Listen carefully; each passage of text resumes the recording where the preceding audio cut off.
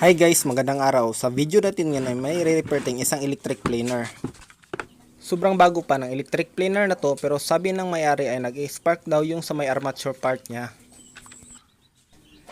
Pinalitan na niya ito ng bagong carbon brush pero ganun pa rin. Nag-spark pa din kaya pina-repair na niya ito sa atin. Kaya tara guys, samahan niyo ako at i-repair na natin ang planer na to.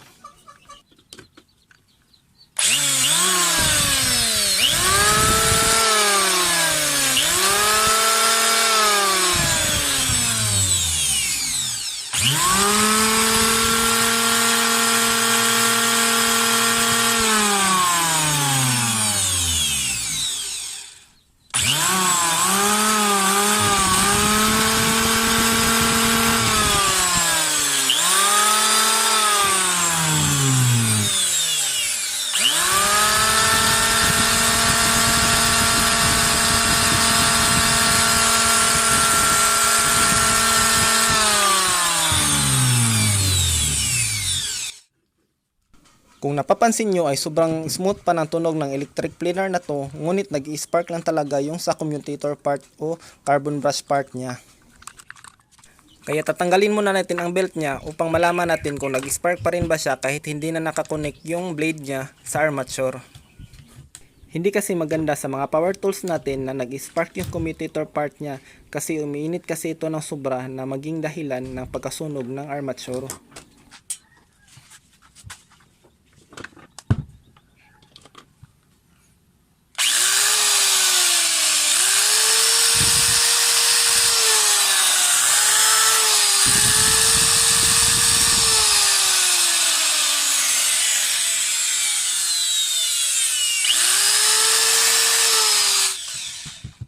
Kung napapansin nyo ay humina na yung spark nung tinanggal natin yung belt niya. Ibig sabihin kailangan lang ng maintenance ang electric planer na to. Kailangan lang natin i-check muna yung carbon brush niya kung smooth pa ba ito o wala pa ba itong bungi. Papansin nyo ay hindi smooth yung carbon brush niya. Ibig sabihin hindi pantay yung pag-touch nito sa commutator. Hindi pantay o may gasgas yung commutator ng planer na to, kaya pag umikot ng armature ay tumatalbog itong carbon brush at nagkakaroon ng arc o spark, ngunit hindi naman pumuputok. Kaya maagapan pa natin ang planer na to. Kaya ngayon bubuksan natin ang electric planer na to nang ma-check natin ang armature niya.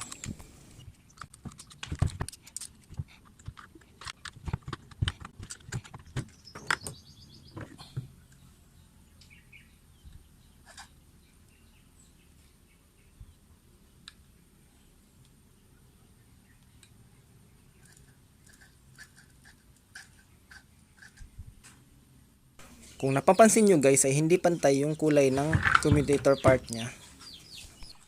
Tanggalin muna natin yung armature niya. Sa pagtanggal naman ng kanyang pulley ay pa-clockwise ang pag-ikot upang matanggal ito.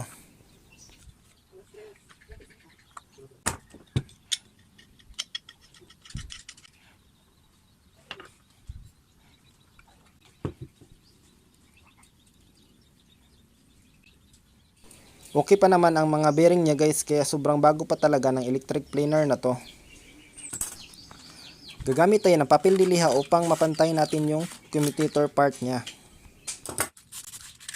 Mag-ingat nga pala kayo sa pagliha ng commutator kasi hindi pwedeng magasgasan yung winding na armature na pwedeng maging dahilan ng pagkasira nito.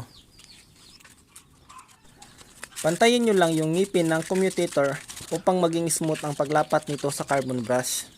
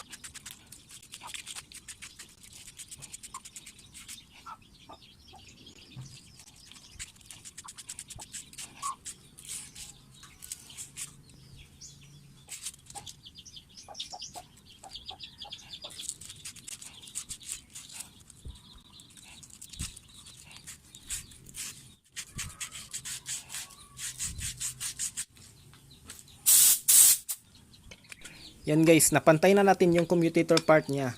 Pwede na natin itong buhin upang matry natin kung hindi na ba nag-spark at nagpa-function na ba ito ng maayos.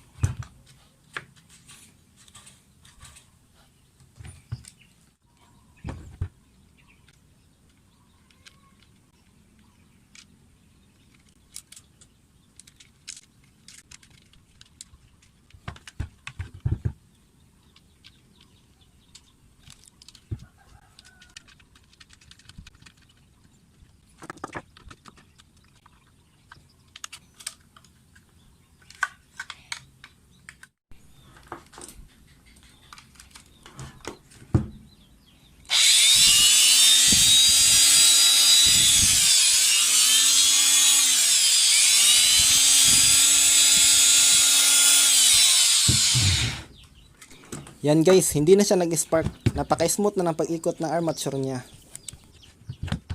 Ngayon naman, itry natin na connected na yung belt niya kung nag-spark pa ba talaga.